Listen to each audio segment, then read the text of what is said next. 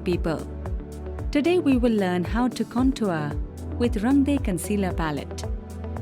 Contouring is basically to visually lift facial cheekbones. This gives definition and slim look to our faces. Apply it below the cheekbone area and slightly on the jawline. Then we will enhance high points of cheekbones with a lighter shade. It is very important to blend it well. You can use your fingertips or brush or a blender for this. It is a very simple contouring routine to follow. And there you have it. See the difference.